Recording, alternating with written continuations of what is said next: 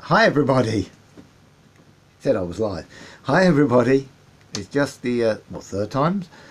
It's just Maddog here reviewing the latest, which I've said I was going to do today. I'm reviewing the verbal side of it. Lost in Space, the reboot. It's not a bad show. It starts weird. It's not sort of like caught the same repertoire of the original series. The original series was good for us old timers, but the new series, it's got potential, and if they're following the format, which they seem to be pretty much doing with slight changes, there's a lot of reflective at the moment, and they've changed one or two of the characters.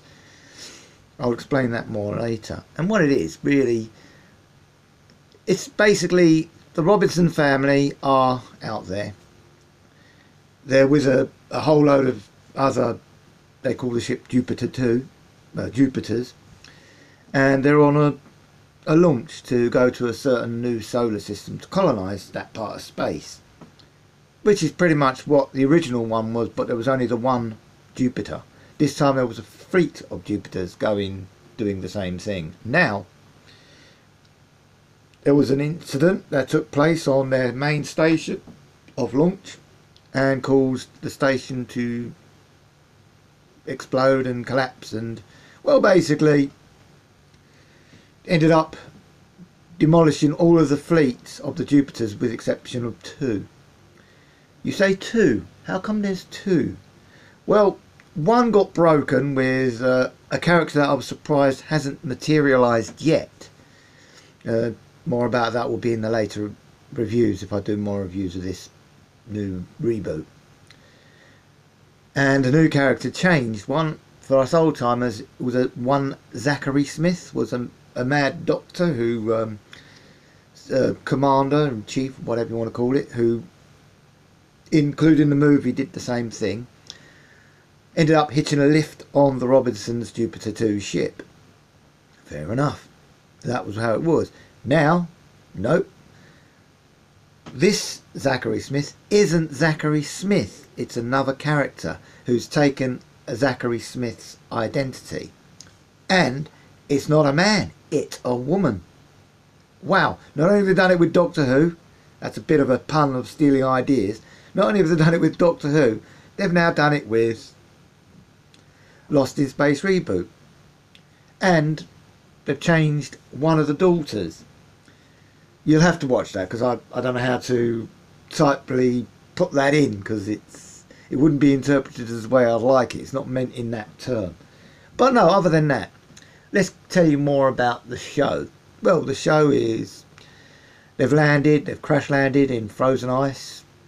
A bad robot, who's a good robot, saves Will Robinson, and a friendship building up between new robot and Ray, because originally on both shows, the film and the original, the robot was on the Jupiter 2. I'm telling you more about the Jupiter 2 in a minute. And lo and behold, after they'd done all this, lo and behold, this robot found Will, tried to save Will tried to save him. You'll get the gist if you watch the show. I would recommend it as a watch. Just even check it out. But I would recommend watching 1, 2 and 3. This is what I'm reviewing today. But anyway, we're still on episode 1 at the moment. Episode 1 was basically, we were getting to know the Robinsons. And we were also getting to know a pilot that should have been in the original, which was in the original show, but isn't in this show. He is still left out in the open. Yet we'll probably see him materialise in due time.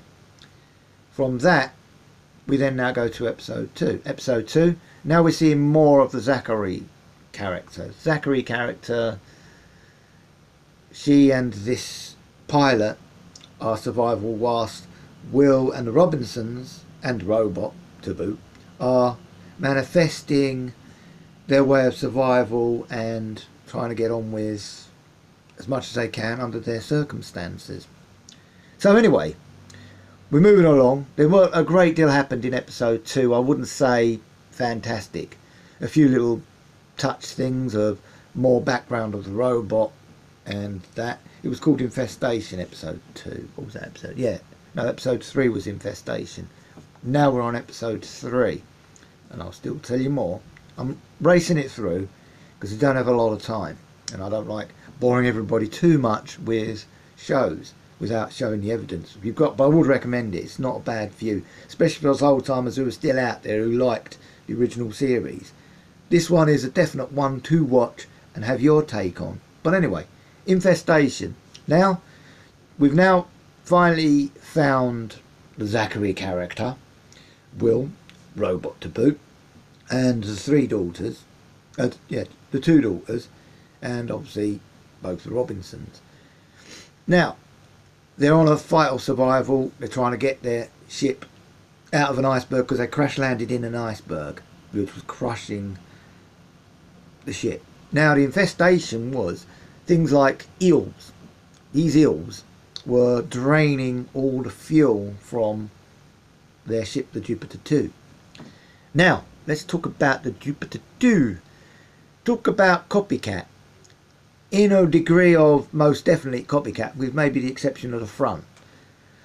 With the Jupiter 2, now those who watched Deep Space Nine, the Defiant, there you go. That is what they've used. That design and that general appearance is that of the Jupiter ships. And there's quite a few of them. No doubt they'll salvage the other one if they're salvageable. No doubt they will. And they'll salvage bits and pieces because, well, you know, these stories, they go where they're salvaging bits as the show's episode. And they are, like in the original series, so most of that series, season 1, all 26 episodes nearly, were based, well, I think it was about 5 episodes to 7 episodes. Or was it 8? I can never remember because I'm catching up on that as well. They were all on one planet. Now that's what they've done with this one. At the moment we're on episode 4 and they're still on the planet. They've moved from the iceberg to where they are now, still with the missing pilot that rescued the bad Dr. Smith character. How she's lying her way through and still being vindictive. Will she be as strong as the original Dr. Smith? Because I don't know about you, but out of the whole shows, well, with the exception of the movie was alright. But from the original series to this series, it's difficult to compare any difference. There is differences because they've changed certain storylines and certain bases as well to keep into configuration with modern day, which is quite good. Even the theme tune, they've started the theme tune a bit like copycat Star Trek Enterprise. It started like that. Not the theme, but the way they start the Lost in Space is that of what you saw in the Enterprise, the series Star Trek the Enterprise. And then you go into the theme tune of Lost in Space, but not of the series. It's based on that, but it's more of the film that they made, the reboot film they made way back in the day. So, and then of course when it ends with just that theme tune, not the way it starts, which is slightly different, which is interesting. They could do more with the beginning, but I don't know. I said that bad about the Star Trek Discovery, but that seemed to be alright, and that shaped up very well. Hopefully it'll be the same as this, and that'll be good, because then it will definitely last. And will it last as many series as the original? Well, I don't know. No one would have imagined, like when you look at Battlestar Galactica's reboot, that lasted quite a number of seasons, which was quite a surprise. And so using that idea, then maybe we're going to see that manifest in this show. I don't know, but I said, other than that, the stories are okay. The acting can be desired to a degree, but it's all right. Now we'll talk about some of the other parts of it before I tie it up. Lo and behold, in the original series and also in the movie, the Robinsons were all tight, lovey-dovey, lovey-dovey, kiss, kiss, cuddle, cuddle, don't I? Oh, there's a nice boy there, you know. Let's play ball and stuff like that. Now that was the original and the movie base. This time, you've got the Robinsons looks like they're going through a bad patch in their family.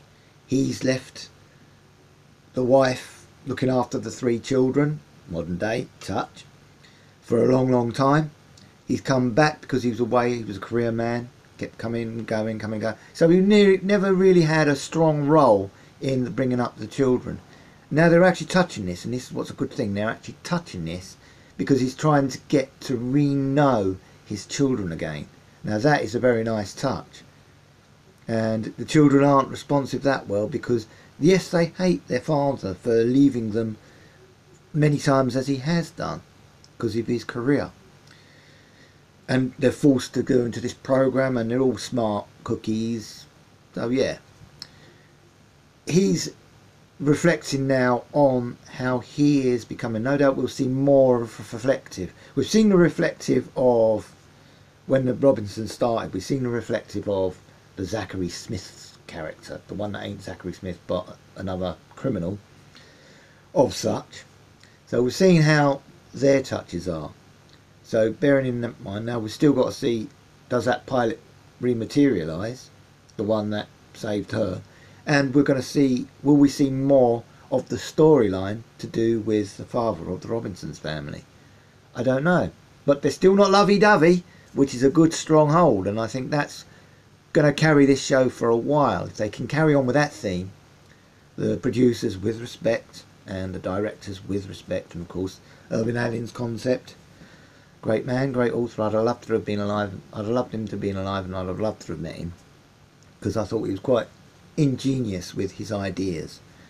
And at least they're following somewhat of the tradition of the Irving Allen, which I do like.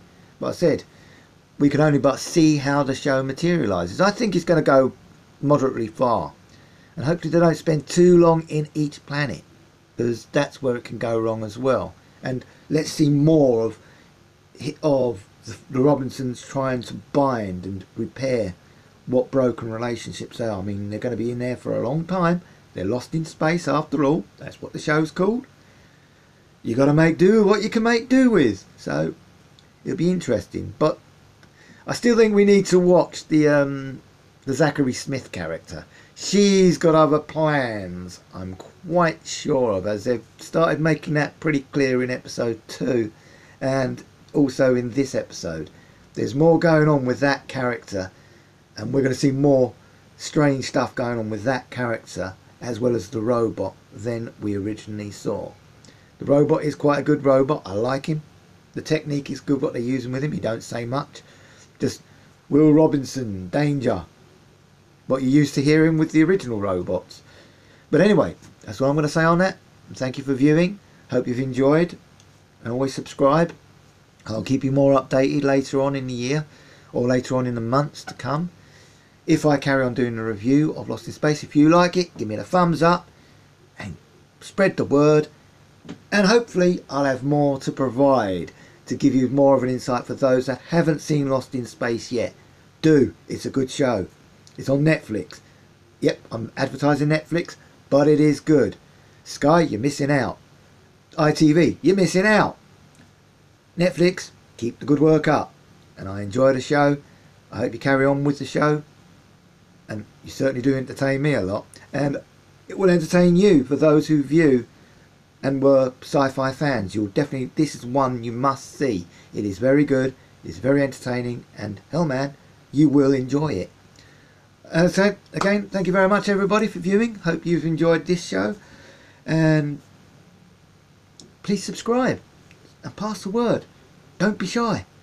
Just subscribe. Thank you anyway. Take care of yourselves. Be lucky. Be safe. And have a good one.